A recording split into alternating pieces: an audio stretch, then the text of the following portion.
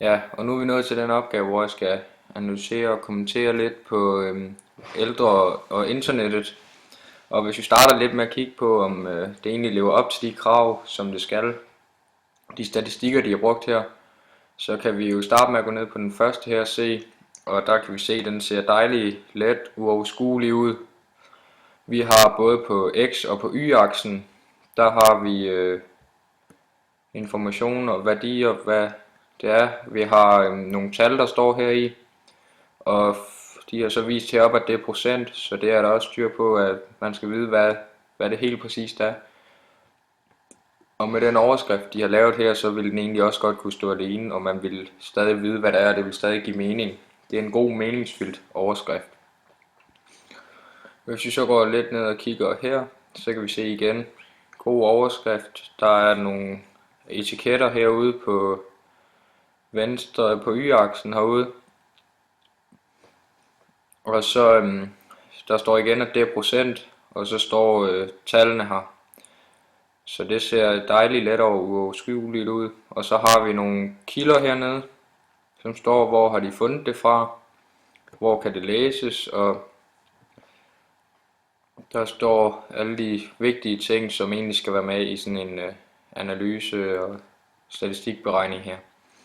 Men hvis vi så starter med at kigge på den øverste her, så kan vi jo se, at der er, hvis vi starter med at kigge i alt, så kan vi se, at alle fra 65 og op til 89 har de så med i den her. Der er der altså 29% mænd og 45% kvinder, der aldrig har brugt internettet. Og det er jo egentlig et højt tal, og man kan se, hvis man går over her og kigger, så kan man se, det ligger egentlig meget lavt med dem, der ikke har brugt det i 65 til 69 alderen, men så er det stødt stigende, og det stiger fra 13 og 18% til 66 og 81%. Så det er en rigtig stor stigning, og det har jo også noget at gøre med, hvordan man er vokset op. Hvis man for eksempel overhovedet ikke er vokset op med internettet, med fjernsyn for den sags skyld, så er man ikke vant til al den her moderne teknologi, og det er måske lidt fremmed for en, så derfor vil man ikke gå ind og, altså derfor er det lidt svært for en at gå ind og pludselig begynde at bruge det, og så videre.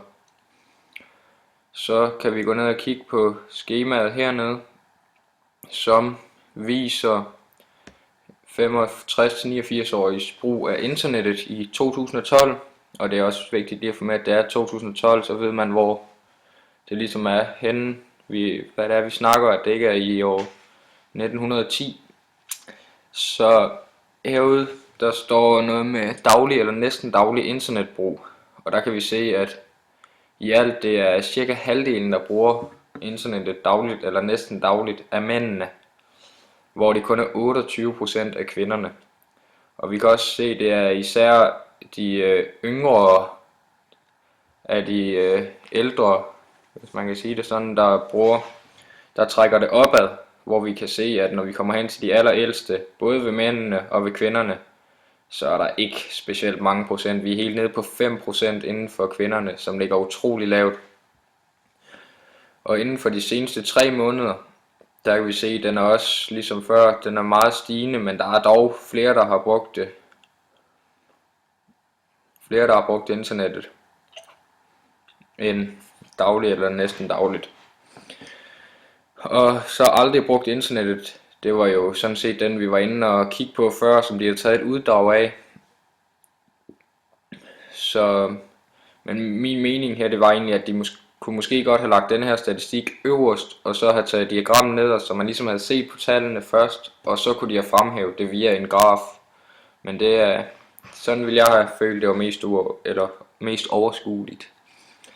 Så har vi noget med de forskellige internetaktiviteter, og hvis man for eksempel går ind og kigger på en som e-handel, så kan man se, at det er kun, hvis man går herop, så er det kun 3 og 1% af kvinderne, og det er 16 og 9% af mændene, så det ligger faktisk utrolig lavt.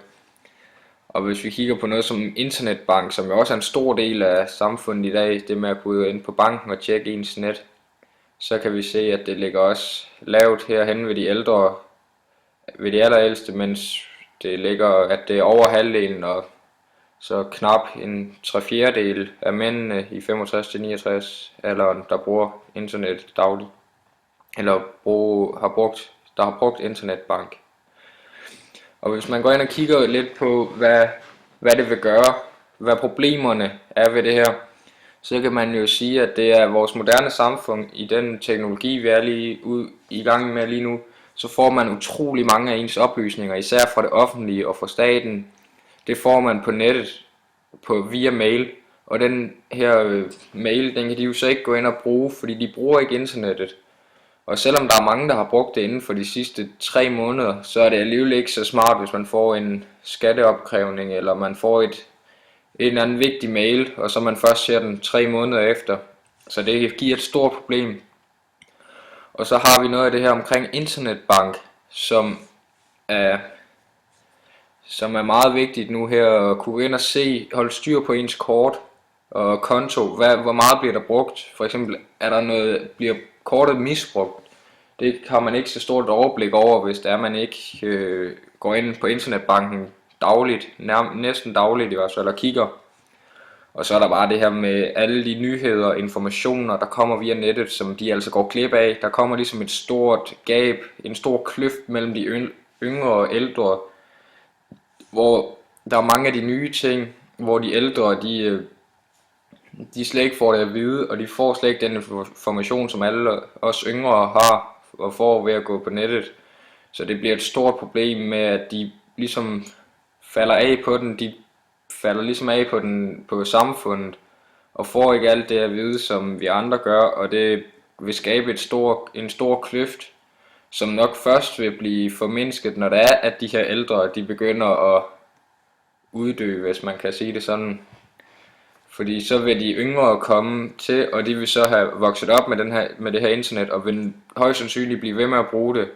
Og det vil jo så kunne hjælpe samfundet til at blive mere ens, med mindre der selvfølgelig bliver udviklet ny teknologi, som de så ikke går ind og bruger, som vi ser ved de ældre nu her.